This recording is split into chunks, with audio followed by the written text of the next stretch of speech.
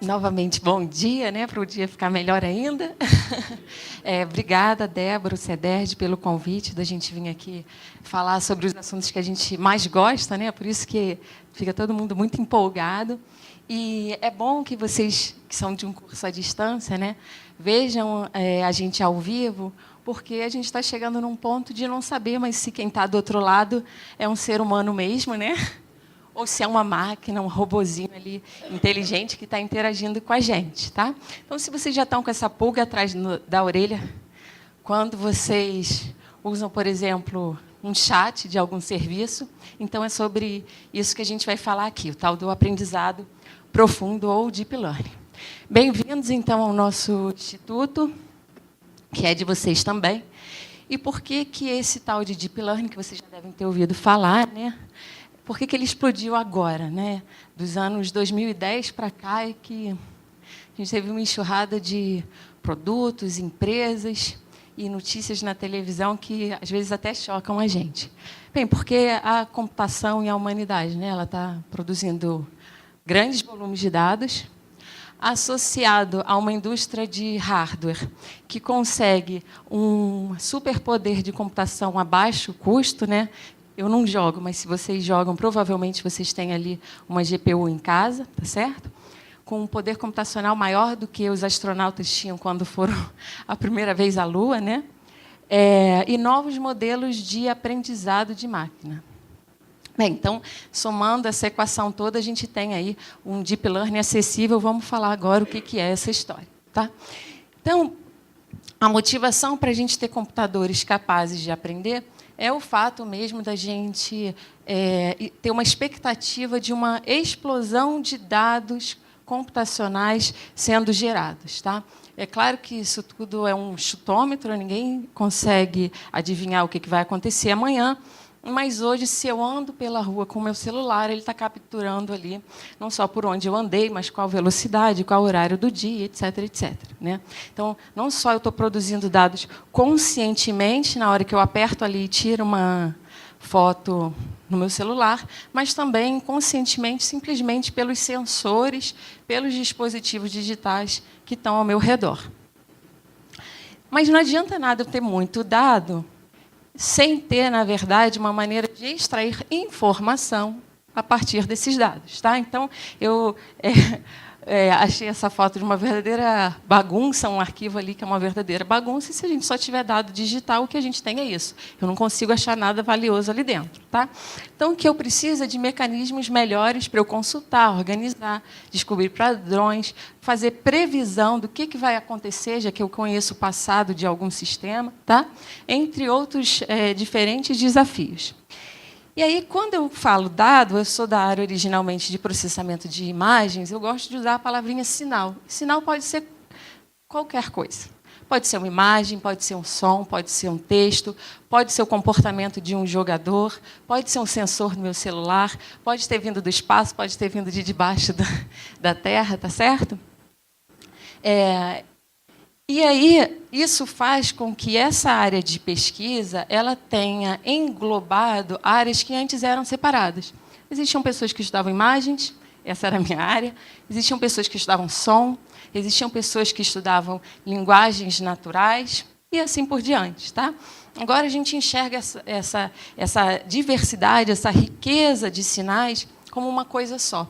E a gente quer fazer o computador aprender a partir dessa abundância de dados digitais que estão disponíveis, tá? Então, existem inúmeras aplicações. Eu coloquei essa primeira por motivos históricos, que foi a primeira vez que as pessoas, assim, em larga escala, se depararam com um sistema baseado em Deep Learning funcionando, que foi, na verdade, o Google Maps, tá? Quando ele começa a dizer para a gente, no mapinha ali, eu boto um endereço com um número, ele tem que interpretar, a partir de imagens, as mais diversas possíveis, que números que estão escritos ali. Tá? Então, eu tenho todo um problema de que eu não sei qual é a fonte, eu não sei qual é a iluminação, eu não sei se a pessoa foi criativa e botou um número embaixo do outro. Tá? Então, vocês imaginam a diversidade desse problema. A gente já tem sistemas baseados em Deep Learning capazes de reconhecer placas e sinais de trânsito embaixo de chuva, embaixo de neve, neblina, etc., com condições bastante adversas, com taxas de precisão maiores do que o ser humano. Tá? Então, é bastante chocante que eu possa fazer isso, e abre a possibilidade, então, da gente fazer carros que são autônomos, não é isso? É um dos produtos aí dessa área do Deep Learning. A gente tem computadores capazes de detectar pedestres, quer dizer, eu vejo essa imagem crua aqui, também, eu não estou num ambiente controlado, eu não sei qual é a iluminação ali, eu não sei qual é a pose, eu não sei se as pessoas estão passando com uma roupa ou com outra roupa, eu não sei qual é o tamanho das pessoas. Realmente sistemas que funcionam no mundo... a gente chama de selvagem, né? O mundo como ele é, sem nenhum pré-processamento dos dados. E aí eu consigo dizer ali que existem aqueles pedestres. Para que serve isso? Bem, eu posso, por exemplo, contar quantas pessoas estão no ambiente. Contar é importantíssimo, porque se eu quiser saber frequência, se eu quiser ter uma medida de segurança, se eu quiser, enfim, fazer qualquer sistema alto nível aqui em cima. Eu posso ir mais fundo e mais fino nesse sentido. Eu posso botar a minha mão na frente da câmera de um videogame, por exemplo, e eu posso pegar a posição do esqueleto da mão, quer dizer, saber o que cada dedinho está fazendo. Eu posso fazer isso não só para a minha mão, mas eu posso interpretar a pose de cada ser humano que está sentado, por exemplo, num jardim aqui. Novamente, o mesmo sistema vai funcionar num jardim, eu plugo ele aqui na entrada da UF e ele vai pegar a pose do esqueleto, de como as pessoas estão se comportando. Então, vocês imaginam que ninguém usou sensor, ninguém vestiu aquelas roupas engraçadas, né, com aquelas bolinhas brancas. Não, na realidade, né, nas coisas como elas são mesmo. Eu posso usar Deep Learning para fazer um braço que pega coisas finas e ele aprende isso por reforço, quer dizer, ele começa tentando, ele não consegue fazer, até que ele delicadamente consegue pegar instrumentos ali numa bandeja. Vocês imaginam que, então, eu tenho um robô programável a partir desse instante, né, autoprogramável. Eu posso, nessa outra aplicação aqui, fazer um drone que viaja por uma floresta, onde eu não tenho rua, eu não tenho placa de sinalização, mas ele consegue criar um mapa do que ele está vendo e, por exemplo, buscar pessoas perdidas ou buscar algum outro padrão, né? Quando a gente traz para a nossa sociedade, a gente pode sempre pensar nas questões de segurança. Posso pegar alguém que está escondido ali, posso procurar algum objeto. Tá? Uma das áreas mais quentes e que eu estou mais interessada na pesquisa dessa área é a medicina. Por quê? Porque vocês imaginam que eu possa dar instrumento para um médico, não para substituí-lo, mas para dar informação para aquele médico que foi extraída, não de uma imagem, 2 imagens, mas milhões de imagens. Né? Se um dia a gente chegar ao ponto da humanidade cooperar para que todos os dados produzidos na medicina sejam integrados, então a gente vai ter uma riqueza de dados a ser investigada na medicina que nenhum médico em vida teria capacidade humana de estudar, tá certo? Então, hoje já se tem performances, por exemplo, no câncer de pele, para a detecção de melanoma ou não, que é importantíssimo para a nossa sociedade brasileira, porque é muito presente, e em determinadas regiões a gente simplesmente não tem dermatologista, né? E é um dos cânceres de maior incidência no mundo. A gente já tem sistemas que, ao serem treinados com cerca de 130 mil imagens, eles conseguem ser melhores do que um dermatologista médio, né? Médio no meio da carreira dele, ou que não é especializado exatamente nessa área da dermatologia. Tá? O mesmo vai para outras doenças. Aí. Vocês já usam produtos finais do Deep Learning, como, por exemplo, se vocês usam YouTube, Netflix ou Facebook, ou qualquer coisa que o valha, na verdade, todos esses grandes bancos de dados hoje, eles têm sido indexados, mapeados e consultados através dessas técnicas, tá? Que são capazes de fazer reconhecimento de fala. Então, se eu aperto lá no meu WhatsApp, o microfonezinho fica escondido e ele transforma de áudio para texto, é esse tipo de tecnologia que está sendo rodado. Eu posso verificar e identificar um orador, né? Não tem mais aquela história assim, não fui eu que estava naquela gravação ali, que estava falando a combinação lá da mala, que eu ia botar lá no porta-mala. Não, eu posso fazer um sistema de computação que ele diz, eu tenho tanto de certeza que foi, na verdade, essa pessoa e não outra que estava ali no ambiente, ou não outra com uma probabilidade tal. Tá? Eu posso fazer um reconhecimento de emoções do orador. Então, isso já está sendo bastante implementado em produtos como, por exemplo, eu faço um chat lá para atendimento, né?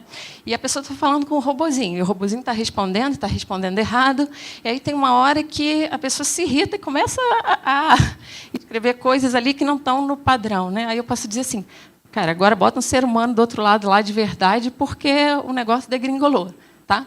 Tem aplicações bem mais ricas do que essa, mas a verdade é que o que eu estou querendo mostrar para vocês é que existe uma gama de produtos sendo criados, né, para a gente pensar que vocês estão vivendo um momento realmente de revolução dentro da computação e do mundo digital, e que hoje existem ali empresas que 2, 3 pessoas abrem, mas com uma ideia de produto, a gente diria, sensacional, né, e consegue aí, às vezes, arrecadar milhões, bilhões, enfim.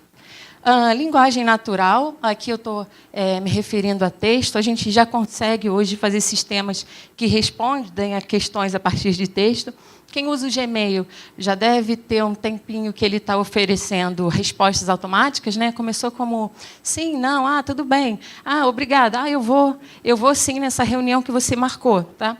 E agora, recentemente, nas últimas semanas, ele está começando a completar o e-mail, então ele não diz só sim e não, ele... Quem não usa Gmail, faz uma conta só para testar, porque é um barato, as sugestões que eles fazem. Tá? Ele realmente está começando a escrever e-mail para a gente, ou dar sugestões de resposta para a gente. Tá? Então, vira aquela história, quem foi que escreveu isso? Foi a pessoa ou foi o robô? Né? E aí, uma das áreas que eu acho riquíssima, tem uma empresa de inglês, eu não vou lembrar o nome, mas que ela fez uma propagandinha da, acho que é Tata Werneck, também sou muito ruim de nome, gente, mas acho que essa eu lembrei.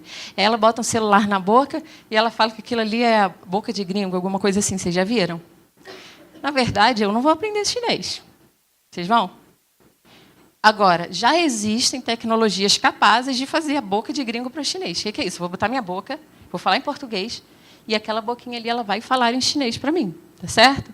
Então, apesar de que aquilo ali é uma brincadeira, né, eu assisto assim, sei não, hein? Estamos chegando perto disso.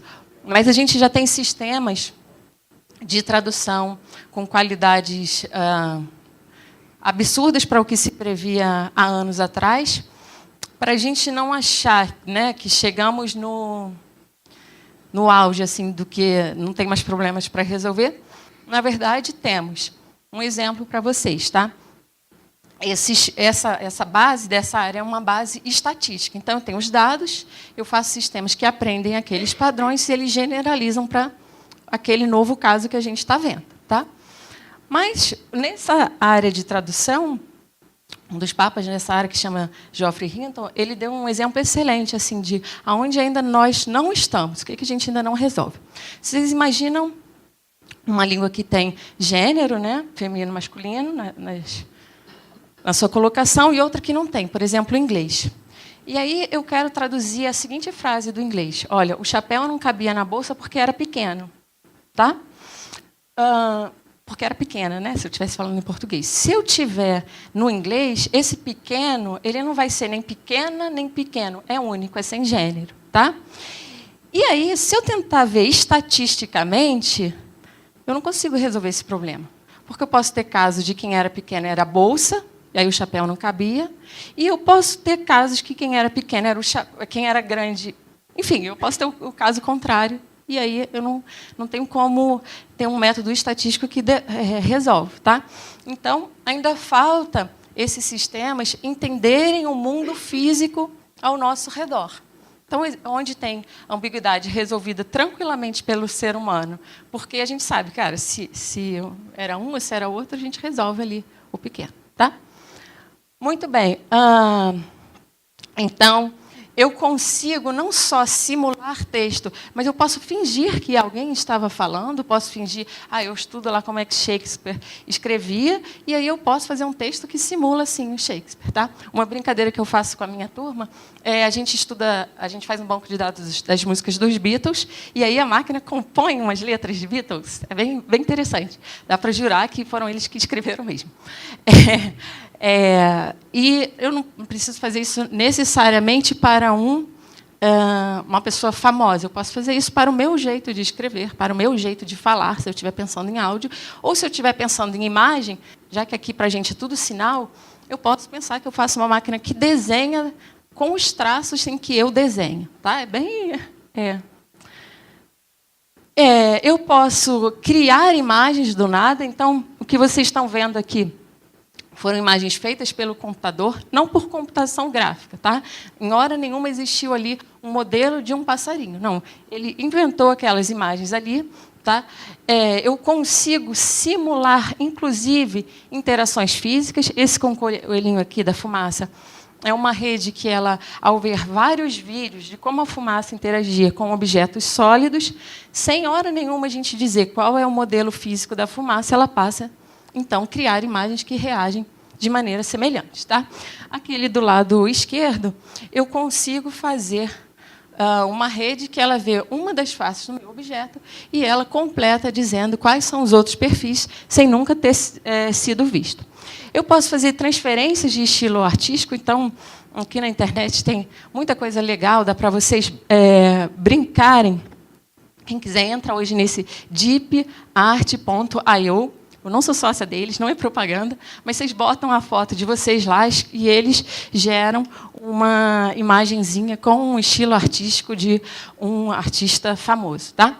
Isso hoje já se consegue fazer para vídeo, então tem muita coisa legal sendo produzida, e hoje já se consegue fazer isso também para música. Então, vocês imaginam que nesse Aiva.ai, né, AI, é um grupo que eles resolveram fazer uma composição, né, todo um CD de música clássica, baseado no estudo de horas e horas e horas e horas de especialistas. Aí é original a música, né? Alguém pode dizer assim para mim: mas o computador ele só está copiando? Ele não ouviu lá Mozart, Beethoven, não sei quem, não sei quem? Bem, vocês conhecem algum ser humano que ele é compositor de música clássica sem ter ouvido nenhum? Não, né? Então, o especialista, ele também, de uma maneira ou de outra, ele tem que escutar, né? Ele tem que se alimentar de dados daquilo que ele é especialista para ele inferir. E qual é a importância especificamente desse caso, gente? Eu não só gosto muito de falar dessa área, como eu poderia falar aqui sobre horas. Mas por que eu escolhi esses slides aqui? Porque... tudo bem. Eu falei... Posso falar sobre horas. Ela mostrou 5 minutos, então tá bom, vou falar 5 minutos. Mas esse da música, ele foi reconhecido por uma instituição em Luxemburgo, que tem anos, centenas de anos, de reconhecimento de direitos autorais de música clássica. Então, até então, essa instituição só tinha reconhecido direitos autorais, né, aquela habilidade artística, não, você criou realmente algo novo para seres humanos. Tá? Nesse caso aqui, eles reconheceram, não, isso é uma composição artística nata. Tá? E não foi criado por seres humanos. Tá? E escutem, eu às vezes boto lá para eu trabalhar e realmente assim, tem emoção, tem surpresa, tem tudo o que uma boa música precisa. Muito bem, descrição de textos em imagens, então eu posso brincar de navegar entre um sinal ou outro. Eu posso alimentar com uma imagem e pode sair texto, eu posso dar um texto e pode sair uma imagem, eu posso dar um vídeo e pode sair um texto. Tá? Vocês imaginam que na área médica a gente quer chegar ao ponto, né, de botar uma imagem e dar um textinho ali de sugestão do que está sendo visto. Tá? Eu posso fazer computadores capazes de encontrar teoremas. Então, a gente tem no primeiro caso aqui provas de teoremas de primeira ordem, aqueles que a gente inclui os booleanos, e também para todo existe, se não. Tá? E aprender a sua própria programação. Tá? Então, a gente já consegue fazer hoje redes neurais em que elas aprendem a fazer as operações de ler, esquecer, né, ou apagar, ou manter, é o sinônimo, né? Ou escrever. Espera aí, isso aí compõe o quê? Se eu me lembro lá das aulas de programação, de teoria de programação básica, isso é uma máquina de Turing, não é? Ler, escrever e apagar? Tá? Então, eu já consigo fazer computadores capazes de aprender a sua própria programação. Nessa citação que eu estou colocando aqui, ele já é capaz de fazer operações sobre strings e números que a gente aprende basicamente em Prog 1. Tá? Muito bem, computadores capazes de jogar, né? Essa empresa aí foi quase que abduzida pelo Google, né? Não foi comprada, foi engolida. E vocês devem ter visto nas notícias como que esse jogo Go, que é um jogo de tabuleiro bastante difícil, oriental, como que ele foi vencido pelo computador. Tá? Quem tem Netflix, também não estou fazendo propaganda, mas tem um documentário lá dentro sobre o AlphaGo. Assistam, é muito interessante o depoimento do jogador que era o primeiro lugar do mundo, como ele dedicou a vida toda, né, porque é algo que a pessoa começa como criança, ele dedicou a vida toda a entender essa arte de jogar esse jogo, e aí ele passa a ser derrotado pela máquina. Tá? Esse jogo, eu não tenho familiaridade, né? Como eu falei, também sou uma pessoa que não joga quase nada, mas qual a importância de ter feito esse computador? Não só ele venceu, né, o campeonato mundial, não só ele ganhou o dinheiro envolvido ali no campeonato, como a fundação, sei lá, milenar do Japão, que guarda ali a tradição do jogo, deu a seguinte declaração: não, o computador não só jogou, não só venceu, mas ele jogou perto de uma divindade. Quer dizer, então, isso faz a gente questionar o que é que a gente chama de criatividade, o que é que a gente chama de inovação, o que é que a gente chama até de intuição, já que, nesse jogo, tudo isso eram características associadas a esses melhores jogadores. Tá certo? Muito bem. Então, se vocês... Alguém aqui nunca tinha ouvido falar de Deep Learning? Aprendizado profundo? Todo mundo já tinha ouvido falar? Que lindo. Não, então tá bom. Já está, né, que a gente fala na boca do povo, né? Não só está em todas as notícias internacionais, como também na mídia nacional, da mais popular que seja. E é uma área bastante grande de pesquisa. Por trás estão as redes neurais, né? Mas elas vêm com diferentes sabores ali para resolver diferentes problemas, né? E eu acho que, assim, quem ainda não, pelo menos, procurou na internet, deu uma lidinha sobre esse assunto, hoje não dá para vocês se formarem, né, sem ter um pezinho assim de, olha, o que essa área está fazendo, tenho pelo menos que conhecer, tá? À primeira vista, eu acho que é bastante... A gente se choca, né? Bastante apocalíptico. Pensar tantos... tem um lado ruim aí, né? Tantos empregos que podem ser substituídos de maneira absurda, né? E, inclusive, por pessoas que se dedicaram. A gente não está falando só de quem nunca estudou, não. A gente está fazendo computadores que, em algum momento, vão programar como a gente programa, né? Então, a gente precisa, sim, questionar as questões éticas envolvidas.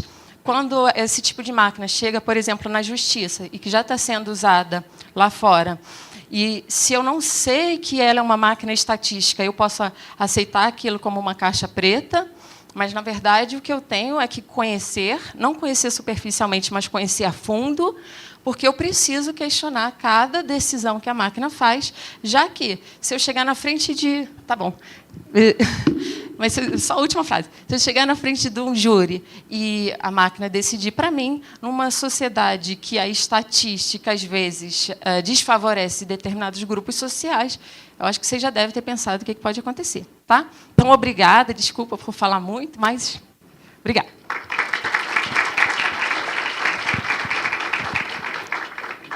Obrigada, Cristina. Perguntas, pessoal? Bom dia, Roberto, já falei, né? O avanço ele do Deep Learning em si, ele já tem alguma coisa pré-escrita para os anos seguintes, porque, como você disse, é muito complicado. Você citou o exemplo de, digamos assim, fazer o papel de um médico, a porcentagem de acerto, você está falando de câncer, imagina, a pessoa ser diagnosticada e realmente talvez não seja. Até onde realmente é válido e digamos assim, consciente a decisão da máquina, até onde a gente pode confiar e se realmente é legal, é válido implementar, né? Ótimo. Ótima pergunta.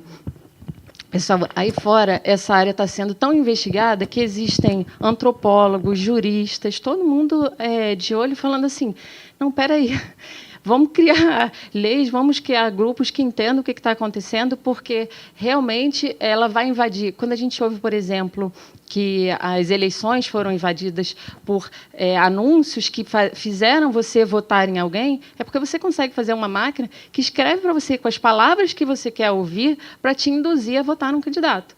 E se vocês acham que vocês não foram vítimas disso, vocês já foram.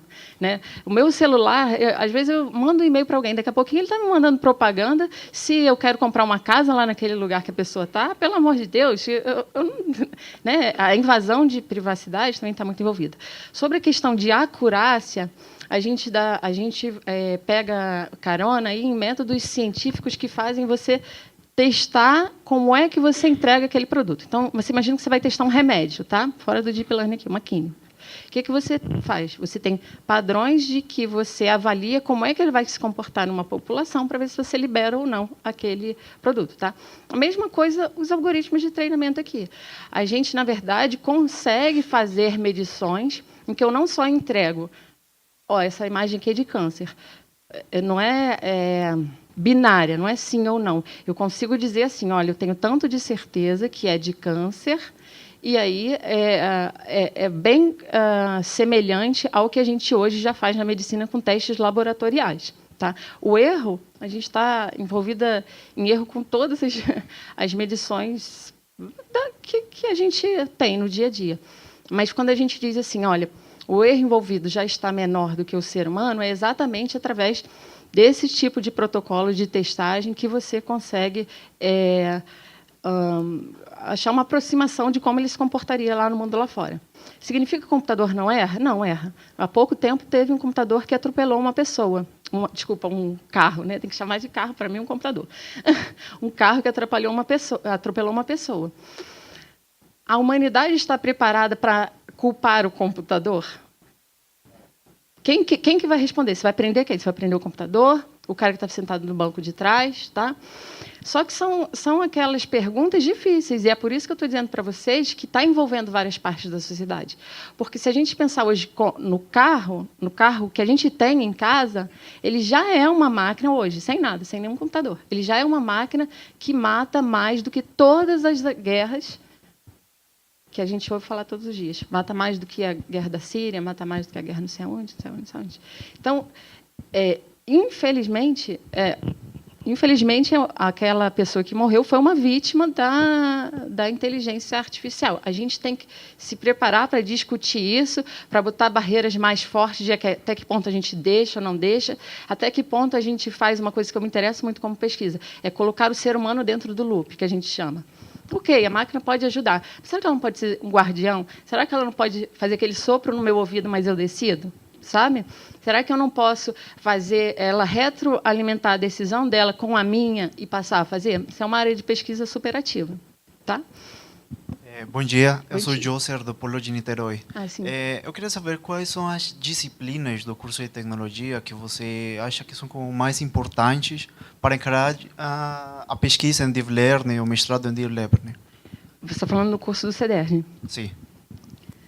Débora, tem machine learning? A gente não tem, na nossa grade, a gente não tem nenhuma disciplina Cobrem. específica de inteligência artificial ou de aprendizado de máquina. Né? Mas, assim, enfim, o que no é presencial, importante? a gente tem essas disciplinas. Então, caso vocês tenham interesse, do mesmo jeito que eu comentei que os alunos do presencial estão fazendo disciplinas à distância, os alunos de curso à distância podem cursar, eventualmente, algumas disciplinas aqui nos cursos presenciais. Então, essas disciplinas são oferecidas para o curso de Ciências da Computação aqui na UF. E aí, enfim, seria uma possibilidade. Mas só fazer um porém, tá? Que se eu quero entender essas coisas a fundo, o que eu preciso? De um bom curso de programação, de um bom curso de matemática. Ai, matemática não serve para nada. Serve, gente. Serve porque o resto o computador vai substituir. Se eu entendo as coisas em profundidade, é nessa hora que eu não vou ser substituído. Tá? Então, bom curso das áreas clássicas de computação, um bom curso das áreas teóricas de computação, isso vocês têm. Ok? E tem muito material bom por aí, tá? Tem muita gente autodidata na área de Deep Learning. Eu mesmo, meu mestrado, meu doutorado não foi nada disso.